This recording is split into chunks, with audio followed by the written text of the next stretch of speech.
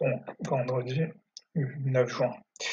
Bon, là, la vision macro, c'était qu'on était en train d'aller chercher ce plus haut de août 2022. Donc, deux scénarios, soit on était rejeté ici sur le haut de lundi, soit on allait chercher ce plus haut.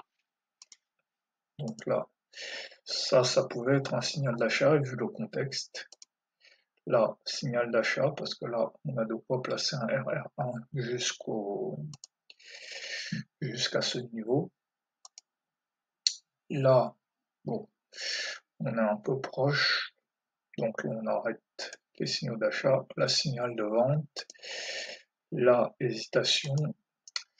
Là, c'est un point intéressant. Soit, en fait, j'utilise la patience et je me dis, le plus probable ici, c'est que on est venu chercher de la liquidité sur ce niveau, et là, maintenant, on va avoir une correction. Soit je me dis, bon, j'ai un signal d'achat, j'achète, si j'ai un signal de vente, je vendrai. Mais le mieux, c'est quand même la patience, mais si, le mieux, c'est la patience. Dans l'absolu, le mieux, c'est d'être patient.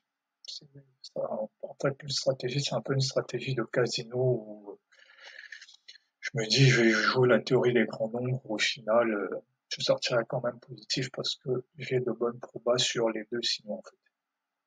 Mais le mieux, c'est d'être patient et de savoir ce qu'on fait. Et là, voilà, on peut voir que directement, on descend ici. Donc là, maintenant, est-ce que j'ai mon signal d'achat? Est-ce qu'il est ici ou j'attends plus bas? Vaut mieux attendre plus bas parce que là, j'ai un gap. À ce niveau-ci, le plus probable, c'est qu'on vienne fermer le gap. Donc là, ce signal-là, je ne vais pas le prendre. Celui-là non plus. Voilà, celui-là, je vais le prendre. Mais aussi, voilà, intéressant, c'est que ça, c'était un signal de vente aussi, parce qu'on pouvait placer ici un RR de 1. Ici, voilà. Si je mettais un SL au milieu de la bougie, je pouvais placer un RR de 1 jusqu'au bas du gap. Donc ça, c'était intéressant. Donc voilà, là, c'est du bruit.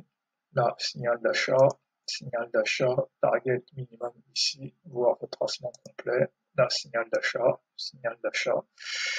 Parce que probabilité qu'on reparte à la hausse, c'est 50%. Et là, je peux placer un RR de 2. Donc là, on arrive sur le milieu du range. Donc là, on s'arrête, on attend de voir ce qui se passe. Là, échec. Donc ici, ça peut aussi être un signal de vente parce que maintenant, il est assez probable qu'on va avoir un micro-range. Donc peut-être qu'on va venir chercher cette zone. Donc voilà, donc ça, c'est pas...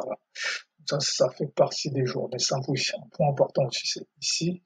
Pourquoi cette hausse-là?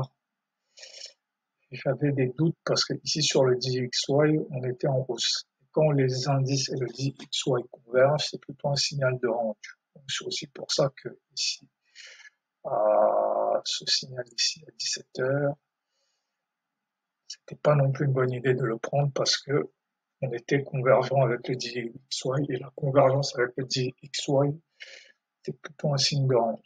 Donc voilà. Bon, il n'y avait pas grand-chose de compliqué dans cette journée. Alors, ici, on avait l'open au signal d'achat.